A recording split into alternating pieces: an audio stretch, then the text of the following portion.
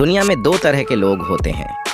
एक वे जो छोटी सी प्रॉब्लम आने पर घबरा जाते हैं और दुखी हो जाते हैं। दूसरे वह लोग होते हैं चाहे कितनी भी बड़ी मुश्किलें उनकी ज़िंदगी में आ जाए, लेकिन वह हमेशा खुश रहते हैं। हर प्रॉब्लम में अपने आप को संभाल लेते हैं। एक वे जो जिनके पास सब कुछ होते हुए भी लेकिन फिर भी वह हमेशा दुखी दिखते हैं। आपको हमेशा वे दुखी ही मिलेंगे। और दूसरे वे जिनके पास कुछ हो या ना हो, लेकिन वह आपको हमेशा खुश दिखते हुए मिलते हैं, मुस्कुराते हुए मिलते हैं। आपके जीवन में हजारों मुश्किलें या बड़ी परेशानियां क्यों ना आ जाए, लेकिन यह कहानी आपको हर मुश्किल में रहना और मुस्कुराना सिखा देगी। एक फकीर एक देश की यात्रा पर निकला। जब रास्ते में रात हो गई तो वे एक व्यक्ति घर रुक गया। उस व्यक्ति का नाम था आनंद। आनंद ने उस फकीर की खूब सेवा की और दूसरे दिन आनंद ने फकीर को उपहार देकर विदा किया। वह फकीर आनंद की सेवा से बहुत खुश हो गया और दुआएं देने लगा कि हे भगवान, आनंद को हमेशा खुश रखना और वह हमेशा दिन प्रतिदिन आगे बढ़ता ही रहे। इस बात पर आनंद हंसने लगा और फकीर से आनंद बोला, हे फकीर, जो है वह भी अब नहीं रहने वाला। इस बात पर फकीर आनंद की तरफ देखता ही रहा और वहां से आगे चला गया। कुछ साल बाद फिर फकीर आनंद के घर आया और देखा सारा धन और सारी संपत्ति सब कुछ चला गया है। आनंद एक गांव के ही बड़े जमींदार के यहाँ नौकरी कर रहा है। वह फकीर आनंद से मिलने के लिए वहां चला गया। आनंद ने उस अभाव में ही उस फकीर का स्वागत किया और झोपड़ी में ही फटी चटाई पर ही बैठाया।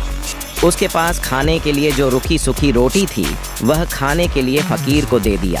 जब फकीर वहां से जाने लगा तो उसके आंख में आंसू था और फकीर कहने लगा, हे भगवान, तुमने यह क्या किया? तो आनंद फिर हंसा और कहने लगा, अरे फकीर, तू क्यों दुखी हो रहा है? ईश्वर हमें जिस हाल में भी रखे, हमें हमेशा खुश रहना चाहिए, उसे धन्यवाद देना चाहिए। समय सदा बदलता रहता है और इतना ही नहीं, यह भी नहीं रहने वाला है।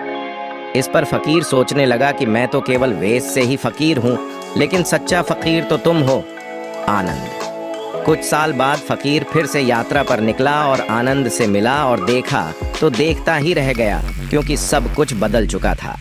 आनंद अब जमींदारों का जमींदार बन चुका था।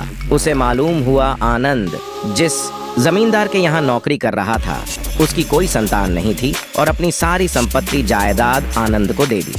फकीर बहुत खुश हो गया और आनंद से कहा, अच्छा हुआ वह जमाना गुजर गया, भगवान करे अब तुम ऐसा ही बने रहो। यह सुनकर आनंद फिर हंसने लगा और कहने लगा, फकीर, अभी भी तेरी नादानी बनी हुई है।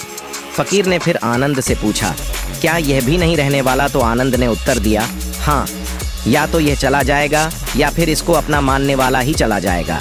यहाँ पर कुछ भी रहने वाला है ही नहीं। अगर कोई चीज़ शाश्वत है तो वह है हमारी आत्मा, वह है हमारी मन की शांति, वह है हमारे मन का सुकून, और बाकी जो कुछ भी है वह हमेशा रह नहीं सकता। फकीर ने आनंद की बातों को बहुत ही ध्यान से सुना और वापस चला गया। कुछ सालों के बाद फिर फकीर जब उस गांव से गुजरा तो आनंद का महल तो है, लेकिन उसमें आनंद ही नहीं है। उसमें कबूतर गुटरगू कर रहे हैं। आनंद अब इस दुनिया में नहीं रहा, उसकी मृत्यु हो चुकी थी। वह फकीर मन ही मन सोचने लगा कि यह एक इंसान जिंदगी भर कितना दौड़ता रहता है और रोता रहता है, दुखी होता रहता है। जिन चीज़ों के लिए इंसान तड़पता रहता है, दुखी होता रहता है, वास्तव में वह चीज़ जो हमेशा रहने वाली है ही नहीं। वे सारी चीज़ें बदलने वाली है। यह कहानी यह शिक्षा देती है कि हमारे ज़िंदगी में जब भी कोई मुश्किल, तकलीफ या दुख आए तो हमें यह सोचना चाहिए कि ज़िंदगी में इससे पहले मुश्किलें या उलझनें आईं तो क्या वे हमेशा रुकी रहीं? जैसे सारी मुश्किलें आकर चली गईं, वैसे ही यह भी मुश्किल चली जाएगी। यह भी हमेशा रहने वाली नहीं है। तो आप हमेशा याद रखिए कि ज़िंदगी में कितना भी बड़ा दुख क्यों ना हो, वह हमेशा रहने वाली नहीं है। ये दुख भी चले जाएंगे।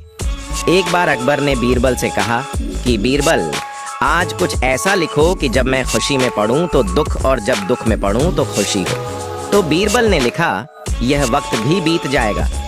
ये एक ऐसा वाक्य है, जब इसे खुशी में पढ़ेंगे तो दुख होगा और दुख में पढ़ेंगे तो खुशी होगी। मुझे उम्मीद है कि आप सभी को आज की यह कहानी बहुत पसंद आई होगी। यदि पसंद आई हो तो कृपया आप इस कहानी को सबके साथ में शेयर जरूर करें। बहुत बहुत धन्यवाद।